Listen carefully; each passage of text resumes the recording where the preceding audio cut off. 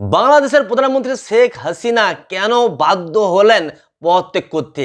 কেন বাধ্য হয়ে নিজের দেশ ছেড়ে ভারতের উদ্দেশ্যে রওনা দিলেন? কেন নিজের প্রাণ বাঁচাতে ভারত থেকে তিনি চলে যাচ্ছেন লন্ডনে? এর পিছনে কি কারণ রয়েছে?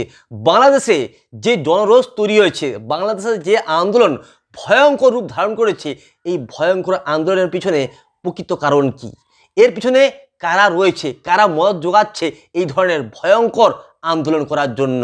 বাংলাদেশের প্রধানমন্ত্রী শেখ হাসিনা চেয়েছিলেন দেশ ছাড়ার আগে দেশবাসীর উদ্দেশ্যে ভাষণ দিতে, কিন্তু যেখানে তিনি থাকেন সেই গণভবনে আন্দোলনকারীরা অ্যাটাক করে, আর সঙ্গে সঙ্গে সেই অ্যাটাক থেকে বাঁচতে, সেই আক্রমণ থেকে বাঁচতে শেখ হাসিনা প্রাণ নিয়ে পালিয়ে যান সেখান থেকে, আর শেষ ভাষণ দিতে পারেননি শেখ হাসিনা।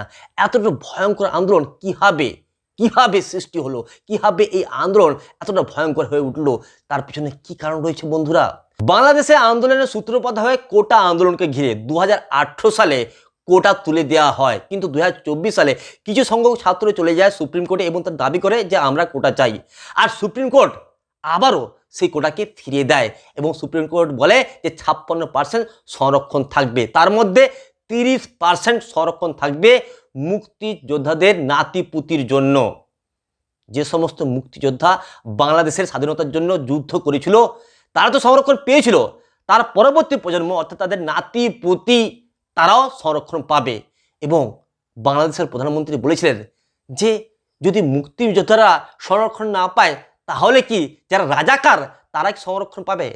বাংলাদেশের স্বাধীনতা যুদ্ধের সময় যারা পাকিস্তানকে সাহায্য করেছিল তারাই হচ্ছে রাজাকার। অর্থাৎ এক কথায় যে সমস্ত আন্দোলনকারীরা এই কোটার বিরুদ্ধে আন্দোলন করছে তাদের কি বাংলাদেশের প্রধানমন্ত্রী রাজাকার বললেন, তাদেরকে দেশদ্রোহী বললেন। এরপর বাংলাদেশে আন্দোলন আরও ভয়ঙ্কর রূপ ধারণ করে এবং এতটাই ভয়ঙ্কর হয়ে যায় যে পরবর্তীকালে সুপ্রিম কোর্টে আবারও নতুন রায় বেরায়। সেই রায়ে বলা হয় যে সংরক্ষণ তুলে নেওয়া হচ্ছে, মাত্র 7% সংরক্ষণ থাকবে এবং 93% আর সংরক্ষণ থাকবে না। সুপ্রিম কোর্টে এই রায়ের পর কোটা আন্দোলন ধীরে ধীরে স্তীমিত হতে শুরু করে। বাংলাদেশ পুনরায় স্বাভাবিক ছন্দে ফিরতে শুরু করেছিল এবং বাংলাদেশে ইন্টারনেট পরিষেবা পুনরায় চালু করা হয়েছিল। কিন্তু তারপরে শেখ হাসিনা খুব বড় একটা ভুল করে ফেললেন। শেখ হাসিনা ঘোষণা করলেন বাংলাদেশে জামাতি ইসলামী যে ছাত্র সংগঠন রয়েছে তার উপর তিনি ব্যান করে দিবেন, অর্থাৎ এই জামাত ইসলামী ছাত্র সংগঠনকে তিনি নিষিদ্ধ করে দিবেন। আর তারপরই এই জামাত ইসলামে হিন্দ একটা খুব বড় ষড়যন্ত্র শুরু করে। জামাত ইসলামে হিন্দ পুনরায় এই কোটা আন্দোলনের সঙ্গে যুক্ত হয়ে নতুন একটা দাবি পেশ করে। তারা কি বলে?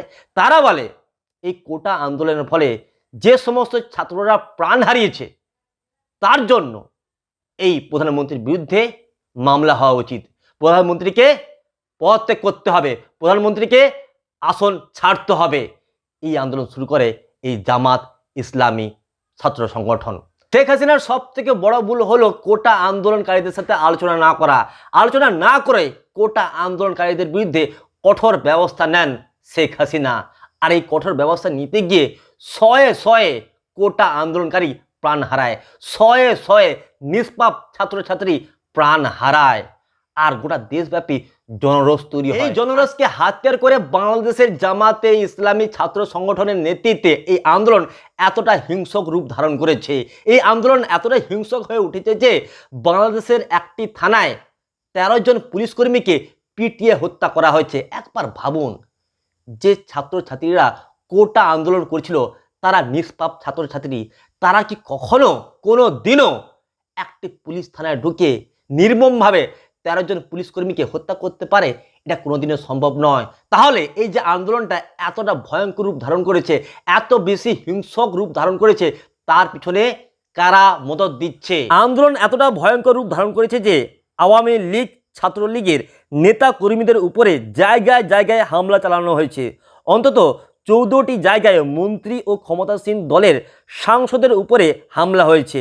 দেশ জুড়ে আওয়ামী লীগের অন্তত 20টি কার্যালয়ে ভাঙচুর করা হয়েছে এবং অগ্নিসংযোগ করা হয়েছে। সব মিলিয়ে বাংলাদেশের 29টি জেলায় শাসক দল আওয়ামী লীগ আক্রান্ত হয়েছে বিক্ষোভকারীদের হামলায়।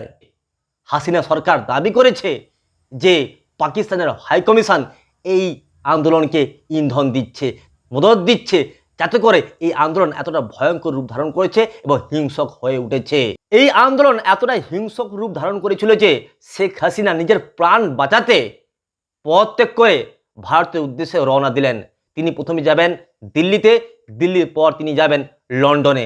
বন্ধুরা, আপনারা বলুন, এই যে আন্দোলনটা ভয়ঙ্কর রূপ ধারণ করেছে, এর পিছনে কি সত্যি সত্যি পাকিস্তানের মদত রয়েছে?